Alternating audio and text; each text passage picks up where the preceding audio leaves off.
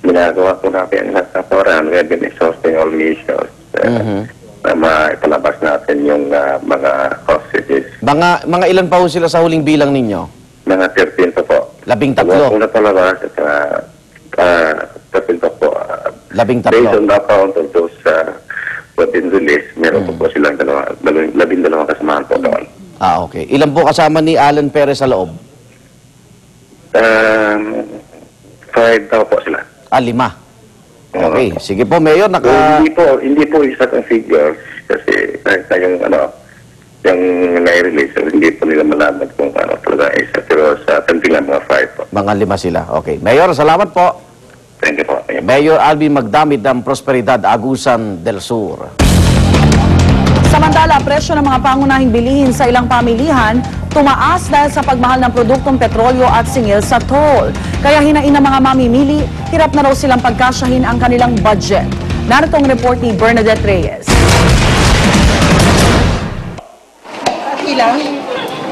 Kasabay na pagpapalit ng buwan ng pagmahal ng presyo ng bilihin sa ilang pamilihan. Sa Kamuning Market sa Quezon City, ang kada kilo ng baboy na noong Marso ay 170 pesos. 175 na ngayon. Mataas ang farm at saka sa pagbiyahe, di ba? Di ba, doble, gasolina, lahat. Ang manok mula 128, 130 na ngayon. At sa ilang tindahan, posibleng umabot pa raw sa 135 ang kada kilo sa mga susunod na araw. Halimbawa, mahal ang toll fee nila dyan. Sa amin din pinapasa. Ang puting asukal na dati bumaba na ang presyo, umakyat ulit ngayon. Medyo tumaas po ngayon linggong to. Bakit po? Kulang daw po sa stock, tsaka wala na namang supply. Hindi mo nagtaas ang presyo ng baka sa Kamuning Market. 20 pesos naman ang nadagdag sa presyo nito kung sa Mega Q-Mart mamamalengke. Ang baboy tumaas din sa 175 pesos kada kilo. Hindi naman nagbago ang presyo ng manok, 125 pesos per kilo. Dahil sa mahal ng bilihin, ang 200 pesos na budget ni Mario kada araw, kulang pang pambili ng ulam at bigas. Para magkasya yung 200 sa isang araw, bumili ako ng 1 kilong ulong manok, tapos yung buto-buto ng baboy. Kahit sabaw, pwede na yun. Ang 1,000 pesos na budget naman ni Ninita kada linggo, di na rin sapat. Kailangan lang talaga magtutulungan lang kami para makatawid lang. Mga susunod po ba na araw, pwedeng tumaas din ang presyo ng isda? Siguro po, hindi. Bababa naman sa sunod ng mga araw. Mas bababa kasi mas mamarami yung huli na yun. Para sa unang balita, Bernadette Reyes reporting. Kaugnay na pagbabantay sa presyo ng mga bilihin, mga kausap natin si Assistant Secretary Doy Salacop ng Department of Agriculture. Asek Salacop, good morning. Hi, good morning, Igan. Good morning sa ating suking tagapakinig. Opo.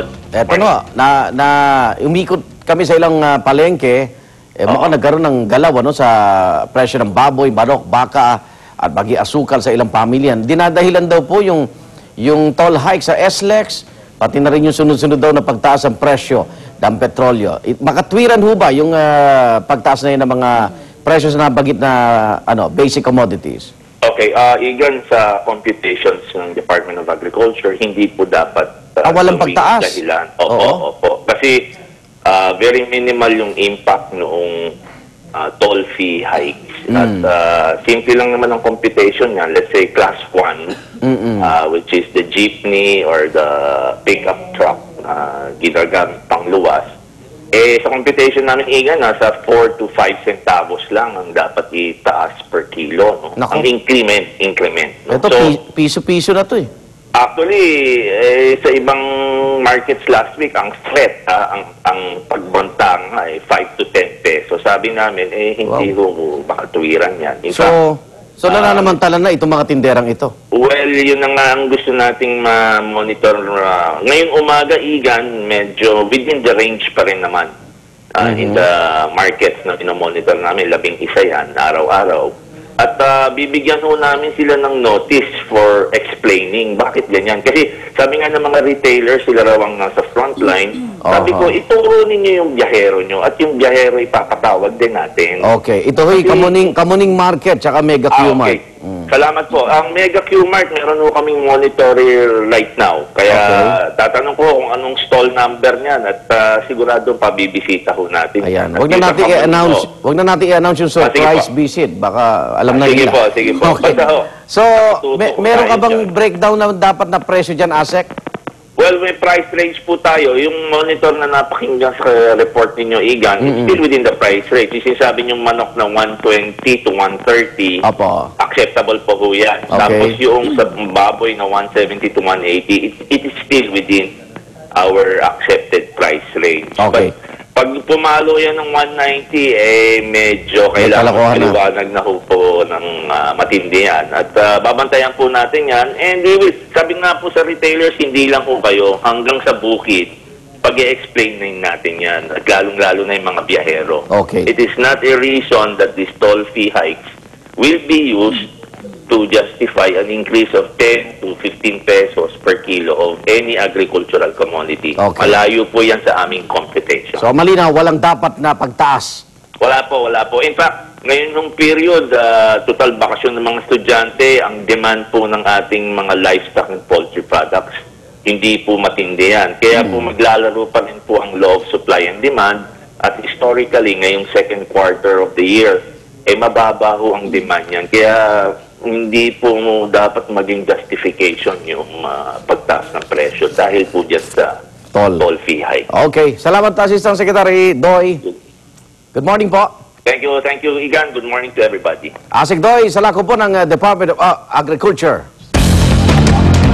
Nakabinbin pa rin sa LTFRB ang hinihinging dagdag pasahe sa mga provincial bus operator. Kaunay yan makakausap natin si Ginoong Homer Mercado, ang presidente ng South Luzon Bus Operators Association of the Philippines. Ginoong Mercado, good morning. Good morning, Rhea. Yes, pinagbigyan na po ng LTFRB itong provisional increase sa mga pampasaherong bus sa Metro Manila at syempre tumaas na naman yung singil natin sa toll. Ano pong sabi ng LTFRB doon po sa hinihingi yung dagdag pasahe?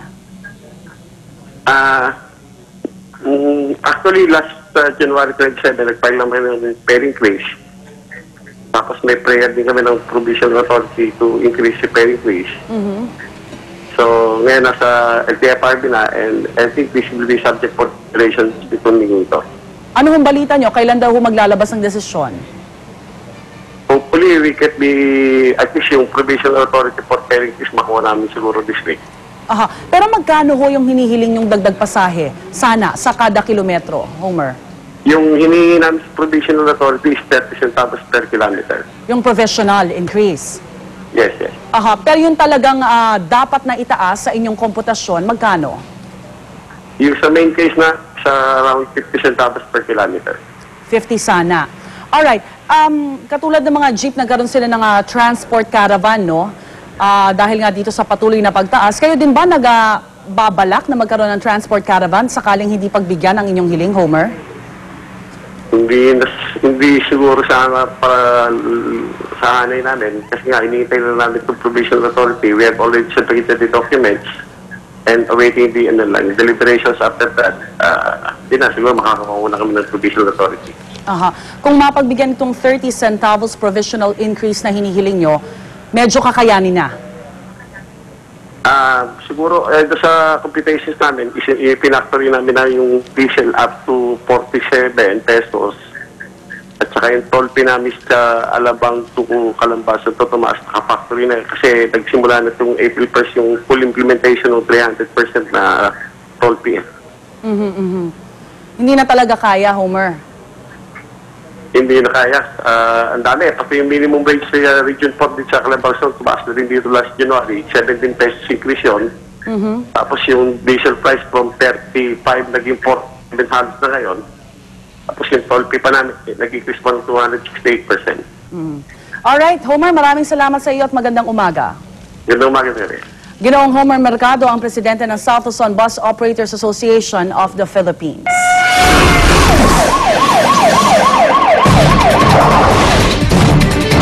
Napabayaan kadila ang pinaniwalaang sanhi ng sunog na tumupok sa isang bakery sa Caloocan City. 5 miyembro ng isang pamilya ang nasawi sa insidente. Narito ang report ni Steve Dailisan. Sa cellphone video na kuha ng isang residente ng Nazareth Street, Barangay Malaria, Caloocan, kitang-kita kung paano nilamon ng apoy ang bakery na ito. Damay ang katabing karinderya at tindahan. Wala pang isang oras ang sunog na umabot sa ikatlong alarma. Pero isang pamilya ang nasawi, ang mag-asawang Hilario at Pink Espayos at 3 nilang anak. Hindi na namin talaga matulungan.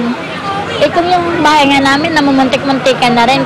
Hindi nakalabas ang mga biktima dahil nakakandado raw ang gate. Na-suffocate sila. Natagpuan ang kanilang mga bangkay sa banyo. Itong bahay ni Mr. Espayos ay isa lang ang dinadaanan nila.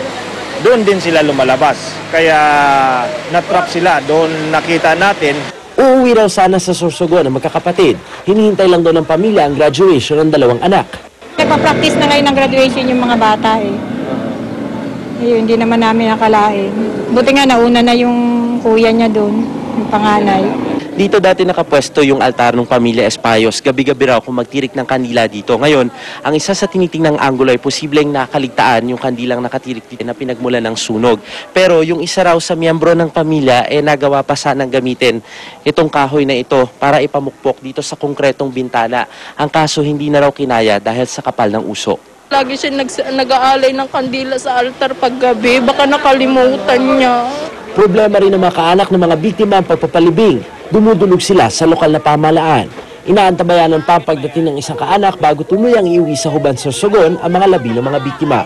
Para sa unang balita, Steve Delisan reporting. Sawa na huli sa isang residential area sa Quezon City.